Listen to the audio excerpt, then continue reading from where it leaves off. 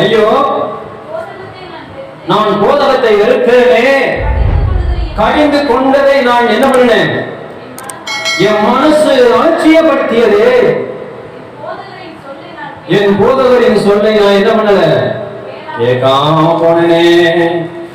இன்னைக்கு இந்த பிரசங்கத்தை கேட்டு நீ கேட்காம போனா ஒரு காலத்திலே நடக்க வேண்டிய விஷயம் நடக்கும், சம்பவிக்க வேண்டிய விஷயங்கள் சம்பவிக்கும். அப்ப அழித்துக் கொள்ளுவேன், அப்ப குழம்புவேன், அப்ப கதறுவேன். போனாலும் வராது, போனாலும் போவாது. ஆமென், அல்லேலூயா. ஆடையில அழுக்கப்பட்டா சோப்பை போட்டு கிளீன் பண்ணிக்கலாம், வாழ்க்கையிலே கரையானா அது சுத்தம் பண்ண ரொம்ப கஷ்டம். ஆமென். வசனத்தை வாசிங்க, 11 வாசிங்க. முடிவிலே ஒரு மாம்சமோ உன் சரீரமும் உருவடையும் பொழுது துக்கித்து, அவமானம் வந்து, போராட்டம் வந்து, சஞ்சலம் வந்து, கவலை வந்து, உபத்திரம் வந்து, எல்லாத்தையும் கேட்காம போனேன். அன்னைக்கு கடவுளுடைய வார்த்தை கேட்காம போனேன், அம்மாவுடைய வார்த்தை கேட்காம போனேன், அப்பாவுடைய வார்த்தை கேட்காம போனேன். இப்ப கடைசியில் யாருடைய பருவத்தில் வந்துட்டேன்? பாஸ்டருடைய பருவத்துக்கு வந்துட்டேன். இப்ப எங்கேயும் நீ கேட்கல, எங்கேயும் கீழ்ப்பறியல, கடைசியில துக்கித்துதான் ஆகணும், அவமானப்பட்டுதான் ஆகணும், வேதனைப்பட்டுதான் ஆகணும், கவலைப்பட்டுதான் ஆகணும்.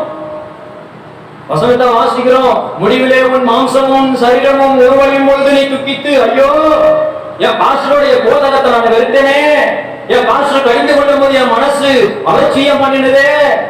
என்ன அவனா அலட்சியம் பண்ணிக்க? நீ பிரசங்கத்தை நீ கேட்டா கேளு, கேட்காட்டி போ.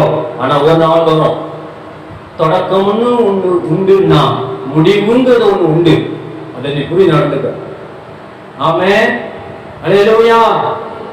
போதகருடைய போதகத்தை நீ தள்ளக்கூடாது,